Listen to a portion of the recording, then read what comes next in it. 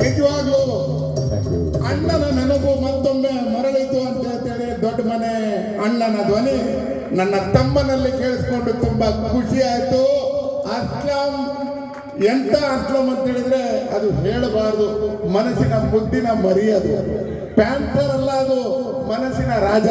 ಅಣ್ಣವ್ರನ್ನೇ ನೆನೆಸಿಕೊಟ್ಟ ಅಂತ ಹೇಳಿದ್ರೆ ತಮ್ಮನಿಗೆ ನನ್ನ ಅಣ್ಣನ ಸಲಾಂ. ಒಳ್ಳೆದಾಗ್ಲಿ, ಧನ್ಯವಾದ. ಜೈ ಕರ್ನಾಟಕ.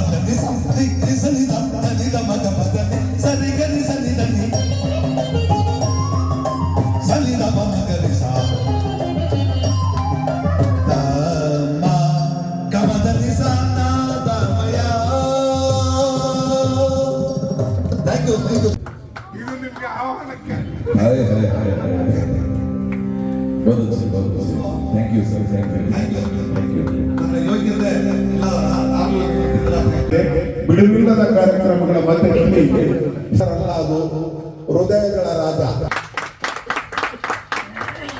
ಅದೇನೋ ಅಂತಾರೆ ದೊಡ್ಡವರು, ಉಪ್ಪರ್ ಸೆ ಖಾನಾ ರಾತ್ ಕೆ ದಿಲ್ ಗೋರಾ ಹೈ ಅಂತ ಟೈಟಲ್.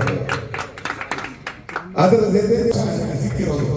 ನಿಜವಾಗ್ಲೂ ಹೇಳ್ತೇನೆ, ಕಲಾವಿದರಿಗೆ ಜಾತಿ, ಧರ್ಮ, ಭಾಷೆ, ಪಂಥ, ಕೋಮುವಾದ, ಅಸತ್ಯವಾದ, ಜಾತಿವಾದ ಬರೋದೇ ಇಲ್ಲ. ಅಸ್ಲಾಮು ನನ್ನ ಮಿತ್ರ ಹೆಂಗೆ ಅಂತ ಹೇಳಿದ್ರೆ, ನಾನು ನೋಡಿದಾಗ ಹತ್ತದಿಂದ ತುಂಬಾ ಒಳ್ಳೆ ಕುಟುಂಬದಿಂದ ಬಂದಿರೋನು. ಸೌಜನ್ಯ, ಅವರು ಬಹಳ ಸೌಮ್ಯ ವ್ಯಕ್ತಿ. ನಾನು ಚಿಕ್ಕ ವಯಸ್ಸಿಂದ ನೋಡಿದ್ದೇನೆ ಅವರಿಗೆ.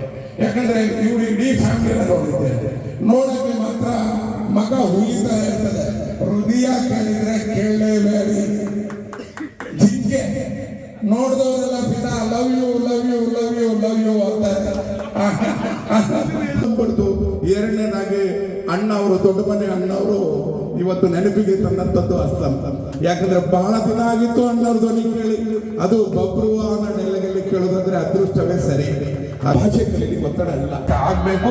ಅಸ್ಲಾಂ ಪ್ಯಾಂಥರ್ ನನ್ನ ಮಿತ್ರನಿಗೆ ನಮನವನ್ನ ಸಲ್ಲಿಸ್ತಾ ಇದ್ದೇನೆ. ಹಾಯ್, ಇನ್ನೊಂದು ಬಂತು ನೋಡಪ್ಪ. ಅದು